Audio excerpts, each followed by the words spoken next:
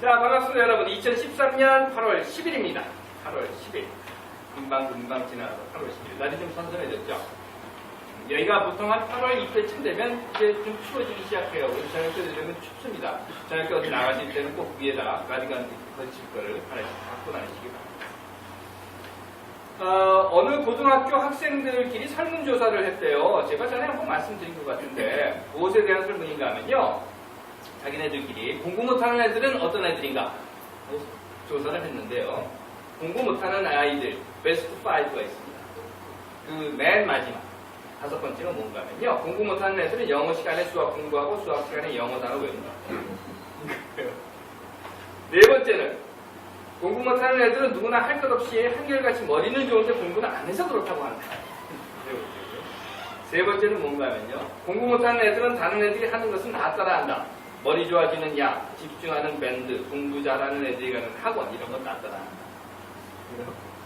두 번째는 공부 못하는 애들은 밤을 새워 공부하기는 하는데 공부하는 시간보다는 준비하는 시간이 더 길다.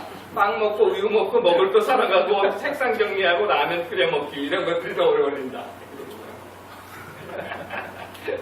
베스트가 뭔지 아십니까? 마지막에 공부 못하는 애들은 공부방이 없거나 선생이 잘못 가르치거나 참고서가 없거나 부모가 관심을 보이지 않거나 공부를 할 분위기가 아니거나 학교가 좋아서 공부를 못한다고 한다. 공감하십니까?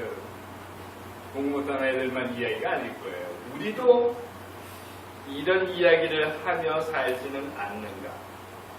이 이야기가 그저 고등학교 학생들에게만 해당되는 소리가 아니라 혹시 우리가 지금 살아가고 있는 세상 속에서 우리를 향해서 하는 이야기는 아닌가. 우리가 세상을 살아가면서 겪어야 할 많은 일들, 넘어야 할 산들, 이겨내야 할 장애물들, 또는 헤쳐나가야 할 그 삶의 모습 속에서 판단하고 결정하고 책임져야 하는 하루하루의 삶 속에서 그 풀어야 할 많은 숙제들 속에서 마치 이 고등학교 아이들이 이야기하는 것처럼 공부 못하는 아이들은 이런다라고 하는 것이 우리에게 해당되고 있는 건 아닐까. 이걸 읽으면서 제가 한번 생각을 해봤습니다. 이게 내 이야기 같은데. 기도할게요. 하나님, 무엇 때문에가 아닙니다. 나 때문에입니다. 내가 먼저 나 때문에 라고 하는 것에서 벗어나게 하옵소서. 아멘. 성서에는 다윗과 골리앗의 싸움에 대한 이야기가 나와요.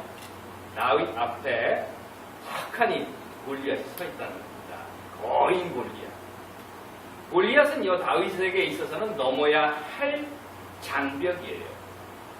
만약 공부라고 하면 해야 할 공부이고 숙제라고 하면 풀어야 할 숙제인 겁니다. 사실은요, 우리 앞에도 이런 골리앗이라고 하는 장벽이 버티고 서 있어요. 어떤 때는 그것이 근심일 수도 있고 의심일 수도 있고 두려움이나 걱정이나 실망이나 불안이라고 하는 것이 될 수도 있을 겁니다. 아니, 사실 우리는요, 늘 이런 골리앗이라고 하는 것을 대면하면서 살고 있습니다. 그런데 이 골리앗을 대면하는 우리의 삶 속에서 앞에서도 말씀드린 것처럼 무엇 때문에 라고 하는 것을 입에 달고 살고 있지는 않은 것. 다윗과 골리앗의 이야기를 다시 한번 볼까요? 때는 블레셋과 이스라엘이 전쟁을 하던 때입니다.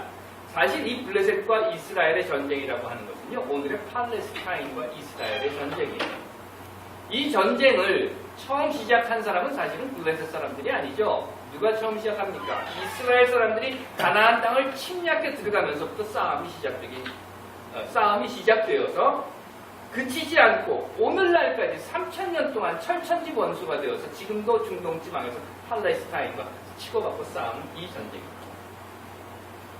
3000년 동안 계속해서 싸워왔던 전쟁. 여하튼 간에 이 전쟁이 지금 다윗과 골리앗이라고 하는 두 사람이 엘라라고 하는 평야에서 이루어지고 있는 싸움에서 보여지고 있는 겁니다. 우리에게.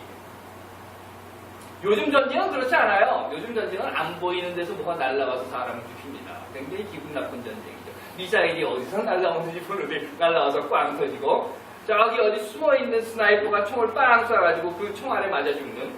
하지만 다윗 시대는 최소한 그렇지는 않았어요. 여러분들 예전에 그 고대 영화에 보시면 양편의 병사들이 줄을 쭉 서가지고 있고, 그리고 자 싸우자 그리고 대장들끼리 막 나가가지고 말 타고 뛰어가지고 챙챙챙챙하고 싸우는 그런 싸움이었습니다. 지금 다윗과 골리앗은요 양편으로 진영을 만들어서 버티고 있는 거예요. 한쪽은 이스라엘, 한쪽은 블레셋.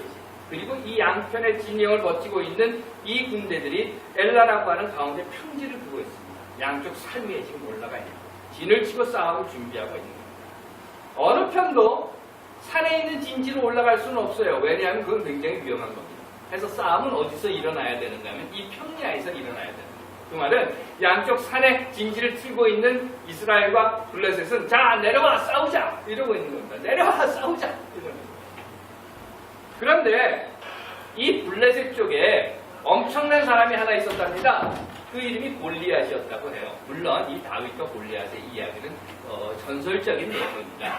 왜 전설적이라고 하는가 하면 나중에 성서에 보시면 다윗이 골리앗을 죽이진 않았어요. 이제 다른 사람하고 싸워서 그렇게 된 건데 전설을 만들다 보니까 다윗의 영웅 신화 속에서 다윗이 골리앗을 죽였다라고 하는 것으로 이렇게 재확대 해석이 된 것이기는 하지만 어쨌든 40 정도 되는 그런 엄청난 거인이었다고 해요. 그가 블레셋 편에 있는 거죠. 그리고 이 골리앗이라고 하는 거인이 매일같이 광야로 내려오는 겁니다. 여러분들 그림이 그려지시죠? 양쪽에 산이 있어요. 산의 진영을 탁 치고 있습니다. 그리고 이제 평야에서 싸워야 되는 거예요. 그런데 이 골리앗이라고 하는 거인이 매일같이 광야로 내려오는 겁니다. 내려와서는 외치는 거죠. 야! 아무도 없냐? 이쪽 이스라엘 진영을 보고 야! 아무도 없냐? 나와! 한번 붙자! 이러는 거예요. 그런데 당시에 왕 사울과 이스라엘 군대들은 벌벌벌벌 떨기만 합니다. 자기 진을 치고 그 안에서 더 이상 내려가지 못하고 웅크리고 있는 거예요. 골리앗도 아마 처음에는 그렇게 한가운데로 나와서 큰 소리 치지는 못했을 거예요. 처음에는 자기 진영에서 여기 한복판이 있다고 하면 한 요만큼쯤 내려와가지고 그랬을 겁니다. 야! 그리고 그런데 아무 소리를 안 하는 거예요. 그 다음 날은 조금 더 내려와요. 조금 더 내려와가지고 임마! 그러는 거예요. 근데 꼼짝을 안 해요. 그 다음 날은 이만큼 더 내려옵니다. 내려와가지고 이제 큰 소리를 치고 이 자식들아! 그리고 그런데 아무 소리도 못하고 꼼짝도 못하고 아무도 내려오지 못하고 대답도 안 합니다. 그러니까 그 다음 날은 한가운데로 딱 나오는 거예요. 딱 어슬렁어슬렁 한복판까지 딱 나와가지고 이제 야 이 벌레 같은 것들아. 웅크리고 앉아있으면 앉아있을수록 이 골리앗은 점점 더 큰 목소리로 점점 더 위협적인 기세로 이스라엘에게 다가옵니다. 박근혜가 대통령이 되었습니다. 그렇게 대통령 되면 안 된다 그랬는데 그만 대통령이 되었어요. 그리고 나서 노인 기초연금 공약 세운 거죠. 슬쩍 없어졌습니다. 4대 중증질환 100% 국가 부담 이거나 이래서 없던 일로 돼버렸고 또 급기야는 국정원의 원세훈 남재준이 들어와서 NLL 그러더니 남북 정상회담록 공개해버리고 그러더니 어디 그러면 원본 보자 그랬더니 원본 없대요. 그리고 나서는 하는 이야기가 전시작전권 반환시기 연장. 이건 반납인 거죠. 연장이 아니라 밥상 다 차려주고 자 밥 먹어 그랬더니 하는 이야기가 아유 저희가 어떻게 이런 걸 먹어요. 가지고 가셔요 하고 다시 돌려주는 겁니다. 그러더니 마침내는 어떻게 됐어요? 김기춘 불러와 이렇게. 김기춘이 누굽니까? 여러분들 다 잘 아시니까. 이게 바로 골리앗인 거예요. 골리앗인 겁니다. 처음에는 어디 볼까? 요만큼 나와서 기초연금 이야기해요. 그런데 아무 소리 안 해요. 그러니까 요만큼 더 나와서 4대 일병 이야기해요. 그래도 꼼짝 안 해. 이거 봐라. 야 임마. NLL 이야기해요. 그래도 가만히 있어요. 자식 겁나지? 조금 더 나와서 전자권 이야기해요. 싹 숨어버려요. 그러니까 이제 딱 나와서 하는 이야기가 야 이 벌레 같은 것들아 나와봐 임마. 겁나지? 죽겠지? 오금이 다 저려서 꼼짝 못하겠지? 니들이 뭘 한다고 까불고 있어. 야 가서 김기춘 불러와. 이렇게 되는 겁니다. 이 앞에 다윗이 나서요. 내가 싸우겠다. 나를 보내주십시오. 그러자 그 용기가 가성해서 사울 왕이 다윗에게 자기의 투구와 갑옷을 입혀줍니다. 감히 왕의 투구와 갑옷이라고 하는 그 귀한 것을 아무도 건드릴 수 없었는데 누구에게 준다고 하는 것은 상상도 할 수 없었는데 큰 영광을 다윗은 받았어요. 왕의 주와 왕의 갑옷과 왕의 칼과 엄청난 영예를 받았습니다. 모든 병사들이 부러워하고 시기하는 그런 모습이 됐습니다. 하지만 아무리 훌륭한 갑옷이든 아무리 명검이든 아무리 단단한 투구든 그것은 다윗에게 전혀 맞지가 않았어요. 결국 다윗은 그걸 모두 다 내려놓습니다. 다 집어던졌거든요. 그리고 나가서 싸울 때 오직 한 가지만 가지고 그건 성서에서 이야기하는 물맷돌이라고 하고 돌멩이, 조약돌 몇 개만 가지고 그런데 그건 조약돌이 아니라 다윗의 신념이라는 거예요. 그 신념이 뭡니까? 이길 수 있다는 신념, 믿음이라는 거예요. 물론 성서는 다윗의 입을 통해서 나는 내 하나님, 야훼 하나님을 믿는다 라고 하는 그 믿음으로 나간다 라고 싸워 나가지만 그 이름이 야훼이든 엘로힘이든 엘이든 또는 알라든 시바든 석가모니든 그것이 자유이든 평등이든 정의이든 할 수 있다. 나는 이길 수 있다라고 하는 신념의 이름이라는 거예요. 그리고 그 결과는 이미 여러분들이 다 잘 알고 계십니다. 하나님께서 사랑하시는 여러분, 이제 우리를 한번 돌아봅시다. 우리에게 닥쳐온 골리앗은 없습니까? 여러분들에게 닥쳐온 골리앗은 없습니까? 그렇다면 어떻게 해야 합니까? 요만큼 다쳐왔을 때 가만히 숨어있고 요만큼 다쳐왔을 때 벌벌 떨고 있고 요만큼 다쳐왔을 때 입 꾹 다물고 있고 이만큼 다쳐왔을 때 나는 이제 더 이상 몰라 하고 뒤로 자빠지시겠습니까? 여러분들에게 닥쳐온 골리앗이 있다면 먼저 여러분들은 당당히 맞서셔야 합니다. 그리고 이렇게 한번 외쳐보세요. 그래, 내가 얼마나 센지, 내가 얼마나 큰지 한번 싸워보자. 내가 얼마나 잘났는지 한번 나와. 어쩌면 그것이 우리에게 닥쳐오는 경제적인 골리앗일 수도 있을 겁니다. 또는 마음의 불안이 나는 심리적인 골리앗. 아니면 이웃과의 불화라고 하는 관계의 골리앗. 하지만 그것이 무엇이든지 간에 여러분들은 당당히 나서셔야 합니다. 무엇을 가지고?